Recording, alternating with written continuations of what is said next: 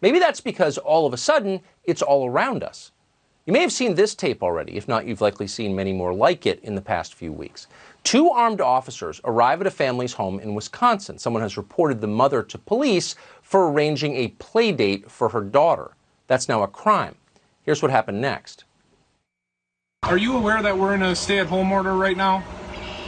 Yeah, obviously. By the government? Yes, I am aware. Okay, you're aware of that? I am aware. So I don't need to explain that to you? Why are you here? Because your daughter is going to play at other people's home and you're allowing it to happen. Stop having your kid go by other people's home. Are we done here? No, we're not. Okay. Your middle initial and your last name. I'm not giving it to you. I haven't done anything wrong. Okay. I already Perfect. got it. We got it. Yeah. Okay. And that'll be documented too, that you're uncooperative. You were uncooperative. That will be documented. Notice the tone they strike with this mother. They are standing on her property, uninvited, hectoring her about the so-called crime of allowing her daughter to play outside the house. They're not apologizing for this. They're not embarrassed to be carrying out an order that has no basis in science. They are utterly self-confident. They treat her with pure contempt like a peasant. And later, the Calumet County Sheriff's Department posted an account of what happened on their Facebook page. In it, they refer to that mother's mobile home 6 times. Just, she lives in a mobile home. Oh, just a prole, just a peasant. Shut up and obey. Who cares what she thinks? They believe they have the right to do that. The question is, where exactly do they get that right? That's a good question. It's a question that we are strongly discouraged from asking. The short answer is governors told them they could. Never in American history have politicians been more powerful than they are now. Effectively, they are gods. In the state of Maine, for example, Governor Janet Mills now has the power to suspend any law she doesn't like. She can seize any state resource she feels like seizing. She can force any citizen or all citizens from their home. She can do all of this for as long as she wants, as long as she believes Maine is in a state of emergency. In fact, there's virtually nothing that Janet Mills can't now do. Many governors now have these powers. J.B. Pritzker is the governor of Illinois. On Monday, Pritzker did his best to explain why his word is now law in the state. It has to be law, he explained. Otherwise, thousands would die. The stay-at-home order has prevented tens of thousands of illnesses and thousands of deaths.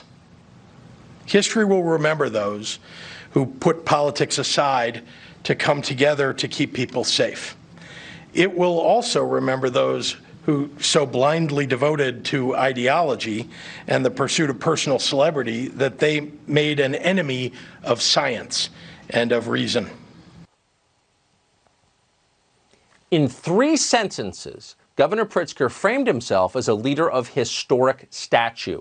Those who doubt his decrees are, quote, enemies of science and reason, enemies of civilization itself, enemies of the state.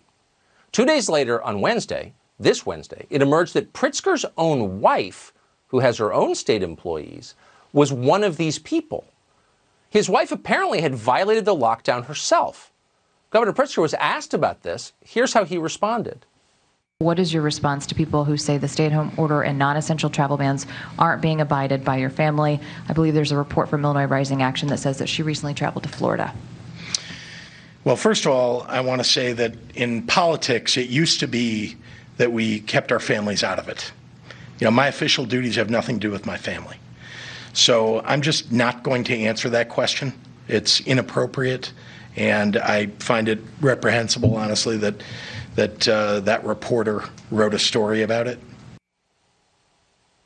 Yeah, how dare someone cover that? Asking about whether or not J.B. Pritzker's own family is obeying the order that your family is morally obligated to follow is, quote, inappropriate. Indeed, the governor says it is reprehensible. How dare you? It would be very useful in moments like this to have an independent media. News organizations exist to hold the powerful to account. Here we have the powerful acting with no accountability at all. And our news media, they are cheering it on, besotted fangirls. No abuse is too grotesque for them. No talking point is too stupid to repeat. Reporters will do whatever they are told. They are all in. MSNBC recently sent a camera crew to document one of the latest and most Orwellian developments in America's descent into Chinese-style social control, barking drones that harangue citizens from the air. MSNBC was delighted by it. Please move away from each other and separate. Elizabeth, New Jersey is now using drones to spread the life-saving message. You are not immune to this virus. Move away from each other, commands the state of New Jersey. Break it up! Your God-given right to free assembly has been suspended indefinitely. Back inside, proles, or you will face the consequences. MSNBC applauds this as if it's all completely normal. In fact, it is, they tell us, a life-saving message. Handmaidens to the corona security state. But to their credit, at least MSNBC put it on television. Most outlets don't even bother to cover stories like this. The other day, prosecutors in New Jersey charged 9 people for daring to participate in a Jewish wedding in their backyard. A few months ago, that would have made the news. For 250 years, Americans have enjoyed the unfettered right to practice their faith as they choose. Now they don't. It happened overnight. Last month, Christians across the country were legally prohibited from celebrating Easter in their own churches. The national media barely noted it. How exactly is this happening? Well, it turns out that's not clear. Strangely, not very many people have asked. Politicians have no right to do any of this. They cannot make it illegal for people to go to religious services. The Constitution of the United States expressly prohibits that. The words could not be clearer. The First Amendment explicitly prevents government from making any law that inhibits the exercise of religious faith. That's not a detail or a footnote. It is a cornerstone of our history and of our legal system. Millions of people, probably your ancestors, fled to this country from around the world precisely because our Bill of Rights gave them this guarantee. It's why this country was founded. And in a moment, it's gone. How? Where did politicians get the authority to do this? Because some elderly, power-drunk epidemiologist told them to do it? That's not how our system works. It can't work that way. Occasionally, you hear someone complain about this. Some lonely civil libertarian will fret that we may be on a slippery slope toward losing our rights. If only. We're already there. We've slid to the bottom of that slope. Our rights are gone.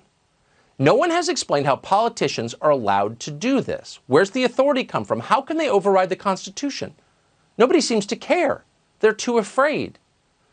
But if you think this moment is scary, consider what might come next.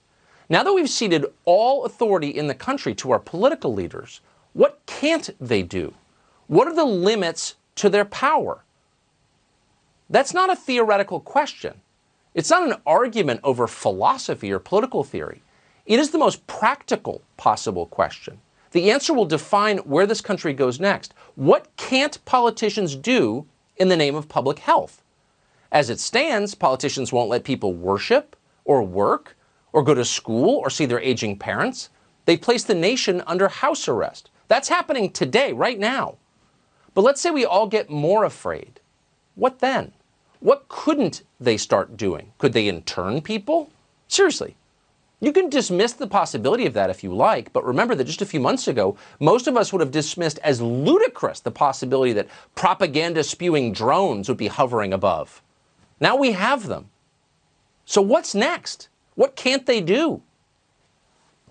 Let's draw a line at some point.